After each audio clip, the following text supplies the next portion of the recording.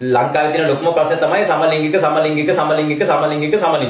ඒ කියන්නේ අලුත් ජනතාවට, අලුත් මිනිස්සුන්ට, අලුතෙන් එන ජෙනරේෂන් එකට මේ නිව් ජෙනරේෂන් එකට මේ ලිංගිකත්වයේ උගන්වන්න ඕනේ, ලිංගික අධ්‍යාපනය දෙන්න ඕනේ. ඒක ක්‍රමානුකූලව කරන්න ඕනේ. අපේ වගේ ආසියාවේ වෙනම සංස්කෘතියක් තියෙන අමුතුම සංස්කෘතියකට හැඩ ගැසෙන බෞද්ධ සංස්කෘතියක් තියෙන රටකට මේක හඳුන්වලා දෙන්න ඕන ක්‍රමවේදයක් තියෙනවා. අපි එක කරන්නේ නැහැ. මම එදත් ඕක ඊට කලිනුත් කතා කළා. මේ රටේ ඉස්සෙල්ලාම කරන්න ඕන වැඩ ටික නෙමෙයි කරන්නේ.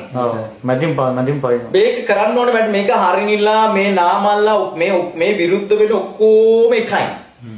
මතක තියාගන්න මේ ඔක්කොමලා එකම පන්තියක් මේ.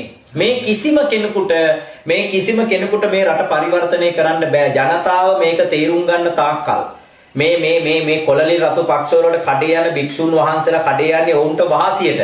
මේ රතු නිල් කොළ පක්ෂ වලට කඩේ යන කිසිදු භික්ෂුන් වහන්සේ කෙනෙක් ප්‍රඥාවන්ත